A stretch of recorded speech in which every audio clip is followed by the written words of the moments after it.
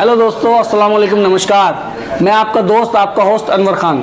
साथियों, बोलना तो है, मैं एक बार आपका फिर से स्वागत है। साथियों, हमारे चैनल से जुड़े रहने के लिए चैनल सब्सक्राइब कीजिए और नोटिफिकेशन बेल पर क्लिक कीजिए, जिससे हमारे जो भी आगे वीडियोस आए उससे आप लोग जुड़ा हुआ महसूस करें और हमारी वीडियोस आप तक पहुंच सकें। साथियों, जैसे जैसे नए साल की शुरुआत होने जा रही है, दुनिया में एक बार फिर से कोरोना ने अपनी दस्तक दे दी है। अगर हम इस वक्त चाइना की बात करें तो लगातार आपके और हमारे सामने खबरें आ रही हैं, लगातार न्यूज़ चैनल्स में ये खबर चल रही है, लगातार सोशल मीडिया प्लेटफॉर्म पर लगातार ये बातें आ रही हैं कि चाइना में एक बार फिर से कोरोना ने दस्तक दे दी है और वहाँ का जो जीवन है और वहाँ की जो दिनचर्या है वो अस्त और व्यस्त हो चुकी है। अगर कुछ पैंडेमिक स्पेशलिस्ट की बात माने और उनकी अगर जो ट्वीट लगातार कर रहे हैं, अगर इस पर हम विश्वास करें तो वो इस कोरोना के नए वेरिएंट को लेकर बहुत अधिक ज़्यादा चिंतित हैं और वो बता रहे हैं कि इस चाइना में ही लगभग 3 मिलियन डेथ्स की आशंका है। आप अंदाज़ा लगाइए, 30 लाख लोगों के मरने की आशंका पैंडेमिक स्पेशलिस्ट दे रहे हैं। साथियों, अगर हम भारत की बात करें तो देश ने बहुत बुरा दौर देखा है, बहुत बुरा वक्त देखा है, जगह जगह लाशों के ढेर देखे हैं और जो भी देश में हुआ वो हमसे और आपसे छुपा नहीं है। पूरा जीवन अस्त व्यस्त हुआ। कोरोना जैसा एक्सपीरियंस हम लोगों ने किया जो हमने कभी सोचा भी नहीं था कि 7 महीने लोग घरों में कैद रहे। उसके बाद साथियों दूसरा वेरिएंट आया और अब कोरोना का तीसरा वेरिएंट है, थर्ड लेयर आने की ये पूरी संभावना है और इसको देखकर देश में भी लगातार मीटिंग चल रही है। प्रधानमंत्री नरेंद्र मोदी ने भी कोरोना को लेकर एक मीटिंग बुलाई, दिल्ली सरकार ने भी एक मीटिंग बुलाई। अगर यूपी की बात करें तो उत्तर प्रदेश में योगी आदित्यनाथ ने भी एक मीटिंग बुलाई है और सूबे के मुखिया ने लोगों को चेताया है, लोगों को आगाह किया है, चेतावनी जारी की है। अगर हम एडमिनिस्ट्रेशन की बात करें तो लोग अब मास्क में नजर आने लगे हैं। साथियों, इस वक्त हमें बदायूं के जिला बदायूं के कस्बा सहसवान में पिछली बार जब सहसवान में जब कोरोना की जब लेयर आई थी तब लगातार मौतों का सिलसिला जारी था। ऑक्सीजन की बहुत ज़्यादा किल्लत हुई थी। मैं खुद भी ऑक्सीजन के लिए मैंने काफ़ी भागा दौड़ी की और कई अस्पताल ऐसे थे जो लगातार लोगों को ऑक्सीजन मुहैया करा रहे थे। अगर हम सहसवान के निजी चिकित्सालयों की बात करें तो एक निजी चिकित्सालय फैमिली हॉस्पिटल के नाम से है, जिसने उस वक्त लोगों की बड़ी मदद की और ऑक्सीजन जितनी वो मुहैया करा सकते थे लोगों को ऑक्सीजन मुहैया कराई।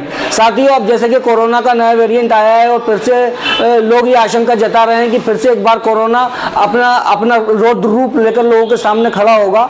तो साथियों, इस वक्त हम स्वयं फैमिली हॉस्पिटल आए हुए हैं और हम मेरे साथ डॉक्टर अरविंद पुरी जी हैं और उनसे हम बात करेंगे कि पिछले साल की तरह अगर भगवान न करे, अल्लाह न करे कि उस तरह की कोई चीज़ें दोबारा से हों और अगर इस तरह की कोई हालात होते हैं तो इस बार क्या फैमिली हॉस्पिटल दोबारा से वही अपना जो उसने भूमिका निभाई थी, क्या वो उसके लिए तैयार है।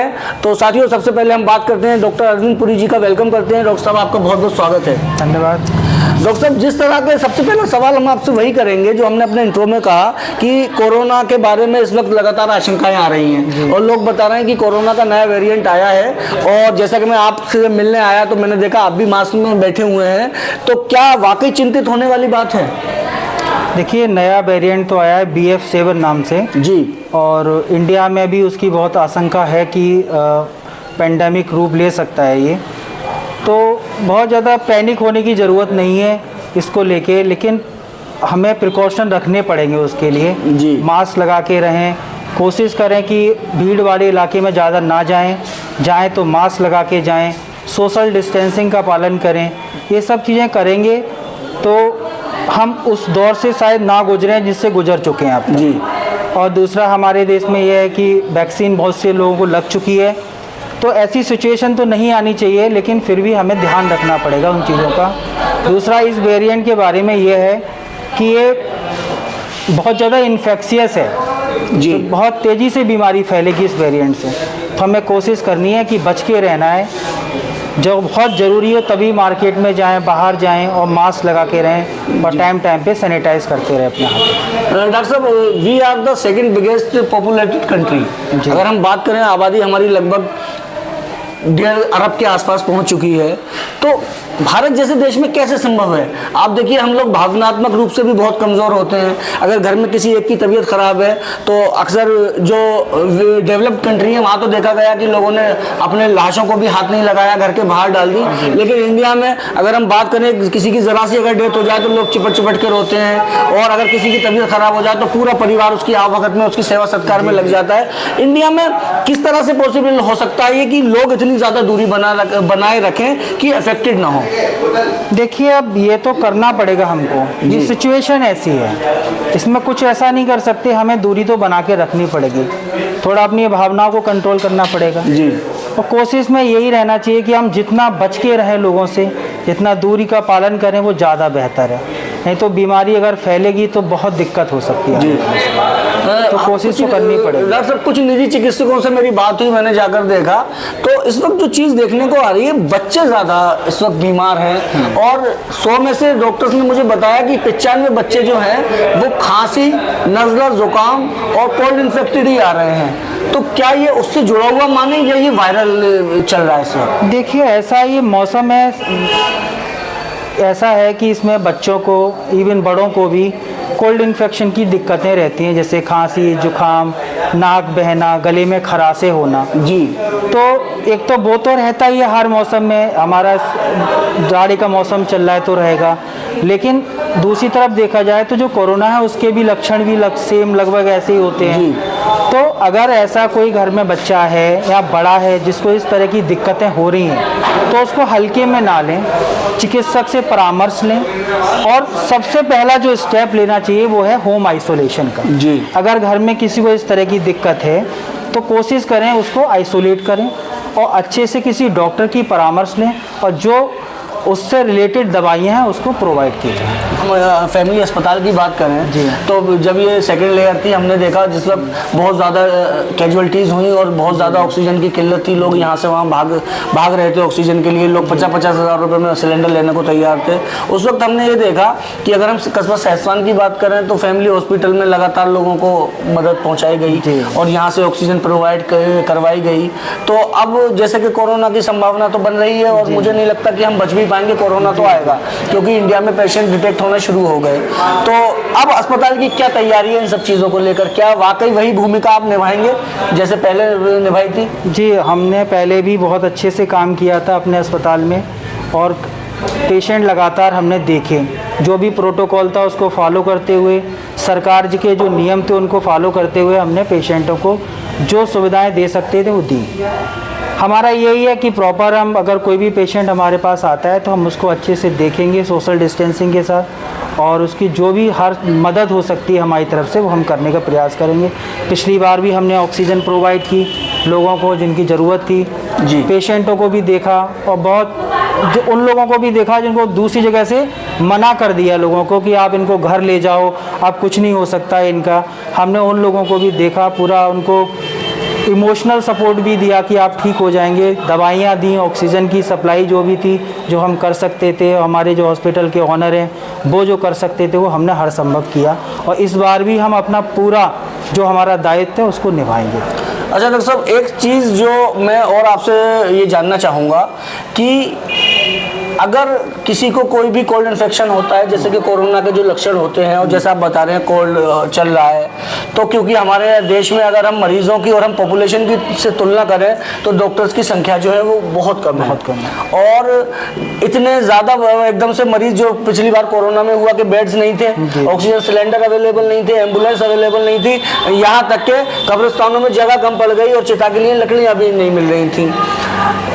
पॉपुलेशन ज़्यादा होने की बिना पर क्या ऐसा भी पॉसिबल है कि लोग अपने घर पर अपना ट्रीटमेंट करें? तो वहाँ पर मुझे ऐसा लगता है कि डॉक्टर्स को भी आगे आना होगा, और कम से कम जो प्राइमरी जो मेडिसिन है, जो फर्स्ट एड है, उसको प्रिस्क्राइब करें, उसकी प्रिस्क्रिप्शन लोगों को पता हो कि भाई अगर हमें बुखार आया है तो हमें कौन सी दवा ले लें जिससे हम घर पर रह के बुखार को ट्रीट कर सकें, या अगर हमें सांस लेने में परेशानी है तो क्या कोई ऐसी रेमेडीज़ हैं? इसके बारे में आप ज़रूर बताइए कि जिससे हमारे दर्शकों को ये पता लगे कि अगर छोटा मोटा बुखार आता है या छींकें आती हैं, नज़ला जुकाम होता है, तो वो घर पर उसको ट्रीटमेंट कर सके। अस्पतालों में एकदम से अगर भीड़ भाड़ होती है, भगवान न करे, अल्लाह ना करे वो नौबत आए, तो कि लोग अगर क्रिटिकल नहीं है तो कम से कम घर पर रहकर वो अपना उपचार कर सके। जी देखिए, ऐसा है कि इस समय मौसम तो ठंड का है, तो कोल्ड इन्फेक्शन है लोगों को। जी, बुखार है, खांसी है, नाक बह रही है बच्चों की, गले में खराशे हैं, तो उसके लिए ये है कि एक तो घरेलू उपचार भी हैं, उनको करें। गर्म पानी पिएं, विक्स का उपयोग करें, अदरक वगैरह जितना मैक्सिमम हो उसका यूज़ करें। और जिससे बुखार है, सबको पता है बुखार के लिए हम पैरासीटामोल जनरली हम यूज़ करते हैं। तो अगर कोई एडल्ट है जिसकी उम्र 18 साल से ज़्यादा है, तो उसको पता होना चाहिए कि हम अगर 500 मिलीग्राम की टैबलेट पीसीएम की सुबह दोपहर शाम अगर हम लेते हैं तो बुखार उससे हमारा कंट्रोल रहेगा। जी, इसके लिए हम लोग ये हमने पिछली बार भी अपना एक नंबर भी हमने दिया था टेलीमेडिसिन के लिए, कि अगर किसी को इस तरह की समस्या हैं तो घर बैठे ही वो हमसे कांटेक्ट कर सकता है, हम उसको दवाइयाँ बता सकते हैं, तो अपना वो नियरेस्ट जो उसके मेडिकल स्टोर है वहाँ से जाके ले सकता है।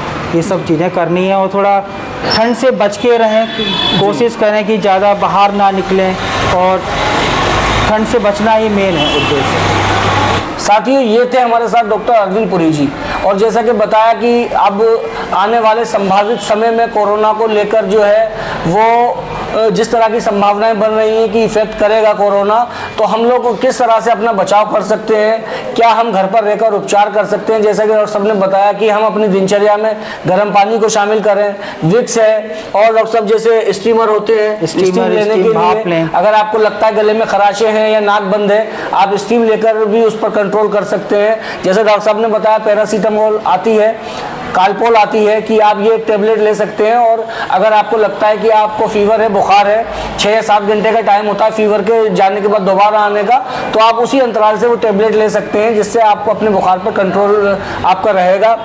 बाकी और भी जो ज़रूरत की चीज़ें हैं, जैसे विक्स हो गया, इनहेलर हो गया, तो ये आप लोगों से अपील करूँगा कि जो भी ये जो प्राइमरी जो भी हमारा जो ट्रीटमेंट है, जो भी फर्स्ट एड ट्रीटमेंट है, ये लोग अपने घर पर रखें ये सारी चीज़ें।